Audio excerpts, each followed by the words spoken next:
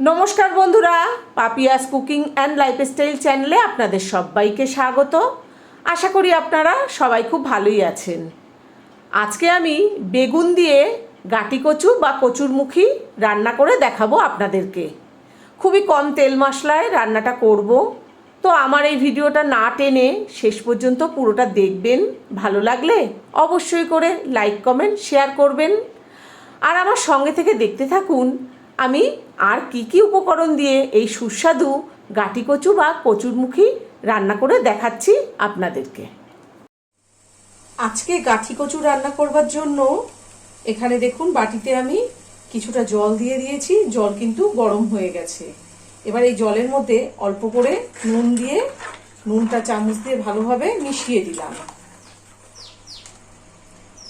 দেখুন এখানে আমি কিছুটা গাটি কচু খোসা ছাড়িয়ে পরিষ্কার করে ধুয়ে নিয়েছি, ছোট ছোট বলে আর কাটিনি। এই কচু দিয়ে দিলাম। আমরা এগুলোকে গাঠি কচু বা কচুর মুখী বলি। এবার গাঠি কচু বা কচুর মুখী খুব ভালোভাবে নুন জলের মধ্যে মিশিয়ে দিলাম। আর গ্যাসের ফ্লেম হাইতে করে দিয়েছি। আমি এই গাঠি কচু বা কচুর মুখী 50% সেদ্ধ করে নেব। একটা ওভেনে গাটি কচু সিদ্ধ হচ্ছে, আর একটা ওভেনে একটা কড়াই বসিয়ে দিয়েছি। এবার এই কড়াইতে একটা মশলা তৈরি করে নেব। তার জন্য 2 চামচ ধনে দিলাম, 1.5 চামচ জিরে দিলাম, 1/2 চামচ গোলমরিচ দিলাম। ঝালটা আপনারা যেমন খাবেন সেরকম বুঝে দেবেন। এবার গ্যাসের ফ্লেমটা লোতে করে রেখে আস্তে আস্তে নেড়ে চেড়ে মশলাটা ভেজে নেব, যতক্ষণ না পর্যন্ত মশলার থেকে একটা সুন্দর মশলা ভাজা গন্ধ বেরোচ্ছে ততক্ষণ ভেজে নেব। আর এখনও যারা আমার চ্যানেলটিকে সাবস্ক্রাইব করেননি তাদের কাছে আমার অনুরোধ রইল, আমার চ্যানেলটিকে অবশ্যই করে সাবস্ক্রাইব করবেন এবং পাশে থাকা বেল আইকনটি ক্লিক করে অল করে দেবেন, যাতে আমি যখন যা নিত্য নতুন ভিডিও ছাড়বো তার নোটিফিকেশান সবার প্রথমেই আপনাদের কাছে পৌঁছে যাবে। দেখুন আমার কিন্তু মশলা ভাজা হয়ে গেছে, মশলার থেকে খুব সুন্দর গন্ধ বেরোচ্ছে। এবার মশলা গ্যাসের থেকে নামিয়ে নিয়ে ঠান্ডা করে গুঁড়ো করে নেব।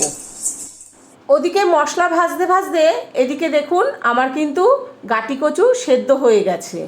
আমি এই চামচ দিয়ে একটু কেটে আপনাদেরকে দেখিয়ে দিই আমি কেমন সেদ্ধ করে নিয়েছি।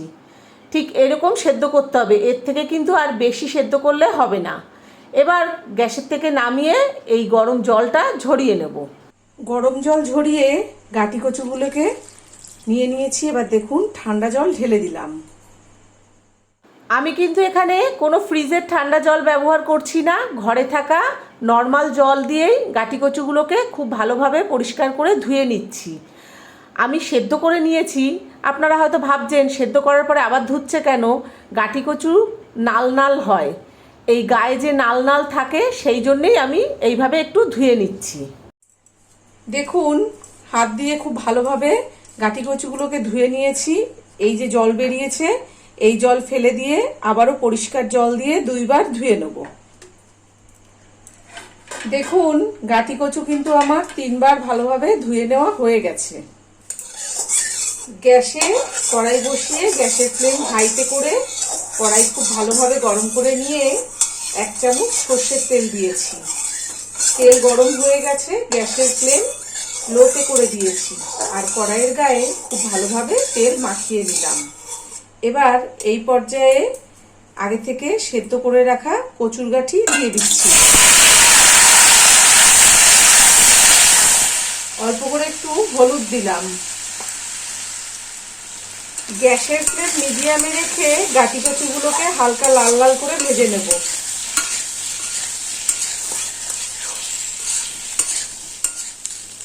বন্ধুরা আপনাদেরকে কচুর গাঠি ভাজার একটা টিপস দিয়ে দিই। কচুর গাঠি কিন্তু এইভাবে কন্টিনিউ খুন্তি দিয়ে নাড়লে লাল লাল হয়ে যায়। কচুর গাঠি ভাজতে হবে এইভাবে কড়াইয়ের গায়ে পাতিয়ে দিয়ে আস্তে আস্তে ভাজতে হবে। এইভাবে পাতিয়ে দিতে হবে, দিয়ে কিছুক্ষণ পরে তারপরে আবার এইভাবে উল্টে পাল্টে ভেজে নিতে হবে। তাহলে কিন্তু কচুর গাঠির গা লাল লাল হবে না। দেখুন বন্ধুরা কচুর গাঠি বা গাঠি কচু আমি কিন্তু উল্টে পাল্টে খুব সুন্দর করে ভেজে নিয়েছি। এবার এই পর্যায়ে জল দিয়ে দেব।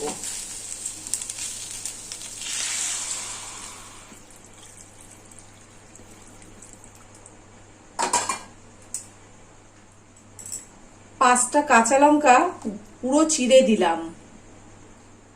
গাঁটি কচু সেদ্ধ করার সময় নুন দিয়েছিলাম, সেটা খেয়াল রেখে পরিমাণ মতো নুন দিলাম। যেহেতু রান্নাটা সম্পূর্ণ নিরামিষ, একটু চিনি না দিলে তো খেতে ভালো লাগবেই না, স্বাদ অনুযায়ী চিনি দিলাম। পরিমাণ মতন হলুদ দিলাম।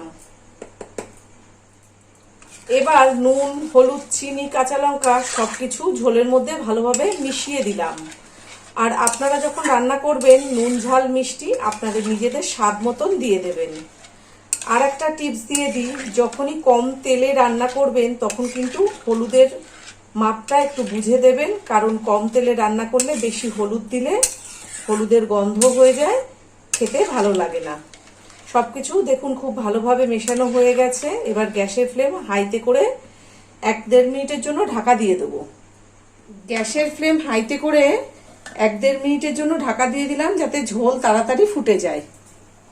1 মিনিট হয়ে গেছে, ঢাকা খুলে দিলাম। দেখুন বন্ধুরা, ঝোল কিন্তু খুব সুন্দর ফুটে গেছে। আর আমার গাঁটি কচু তো মোটামুটি আধেকের বেশি সেদ্ধ হয়েই আছে। এবার এই পর্যায়ে বেগুন দেব। দেখুন বেগুন আমি এইভাবে কেটে নিয়েছি, ছোট সাইজের 2টো বেগুন এইভাবে কেটে নিয়েছি। এবার ঝোলের মধ্যে এই টুকরো করে রাখা বেগুনগুলো দিয়ে দিলাম। বেগুন তো ঝোলের মধ্যে ডুবাতে পারবো না, কিন্তু এই গাঁটি কচু আর ঝোলের সঙ্গে বেগুনগুলোকে খুব ভালোভাবে মিশিয়ে দিলাম। দিয়ে গ্যাসের ফ্লেম মিডিয়ামে করে দিয়ে 2 মিনিটের জন্য আবারও ঢাকা দিয়ে দিলাম।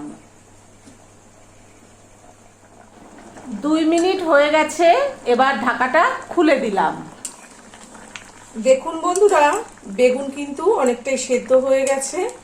এই পর্যায়ে কড়াই থেকে তরকারিটা নামিয়ে নেব। দেখুন এখানে আমি হাতের ওপরে 1 চামচ রাঁধুনি নিয়ে নিয়েছি। এবার এই বুড়ো আঙুল দিয়ে এইভাবে একটু ক্রাশ করে নেবো। এইভাবে ক্রাশ করে নিলে রাঁধুনির যে সুন্দর একটা গন্ধ আছে, সেই গন্ধটা কিন্তু বেরিয়ে আসে। তরকারি কড়াই থেকে ঢেলে নিয়ে কড়াইটাকে পরিষ্কার করে ধুয়ে নিয়েছি। তারপরে গ্যাসে বসিয়ে দিয়ে 1 চামচ সর্ষের তেল দিয়ে দিয়েছি। তেলও গরম হয়ে গেছে, গ্যাসের ফ্লেম লোতে করে রেখেছি। এবার এই পর্যায়ে আগে থেকে যে রাঁধুনিটা ক্রাশ করে নিয়েছিলাম সেই রাঁধুনি দিয়ে দিলাম, আর একটা গোটা শুকনো লঙ্কা দিলাম। গ্যাসের ফ্লেম লোতে রেখে ফোড়নটাকে ভেজে নিতে হবে। এই সময় কিন্তু তেল বেশি গরম করা যাবে না, খুবই হালকা গরম করে এই রাঁধুনি ফোড়ন দিতে হবে।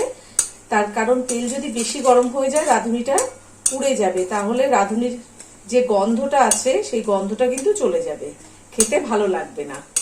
যদি আপনাদের তেল বেশি গরম হয়ে যায় তাহলে আপনারা গ্যাস নিভিয়ে দেবেন, দিয়ে তেল একটু ঠান্ডা করে তারপরে রাঁধুনি দেবেন।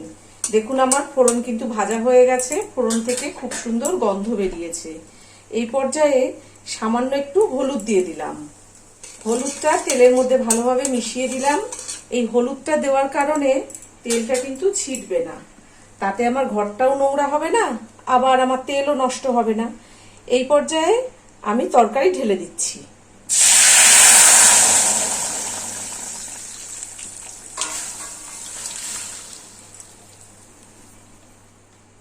এবার ফোড়নের সঙ্গে তরকারি খুব ভালোভাবে মিশিয়ে দিলাম। 2টো কাঁচা লঙ্কা মুখ ফাটিয়ে দিয়ে দিলাম। আগে থেকে যে মশলা ভেজে রেখেছিলাম, এবার সেই মশলা 2 চামচ দিয়ে দেব। আপনারা কিন্তু ঝালটা বুঝে দেবেন, তার কারণ এই মশলার মধ্যে কিন্তু গোলমরিচ দেওয়া আছে। আর আমার যে বাকি মশলাটা রইল সেই মশলা একটা কাচের এয়ারটাইট জারে রেখে দেব, পরে আবার অন্য কোনো তরকারিতে ব্যবহার করব। মশলা খুব ভালোভাবে ঝোলের মধ্যে মিশিয়ে দিলাম। মশলা খুব ভালোভাবে ঝোলের মধ্যে মেশানো হয়ে গেছে। এবার গ্যাসের ফ্লেম মিডিয়ামে করে 1-1.5 মিনিটের জন্য আবারও ঢেকে দিলাম। 1.5 মিনিট হয়ে গেছে, এবার আমি ঢাকা খুলে দিলাম। দেখুন বন্ধুরা, আমার গাটি কচুর তরকারি কিন্তু একদম রেডি হয়ে গেছে। আমি এর থেকে আর ঝোল কমাবো না, তার কারণ আমরা এটা ভাত দিয়ে খাবো। এই গাটি কচুর তরকারি ভাত, রুটি সবকিছুর সঙ্গেই খাওয়া যায়।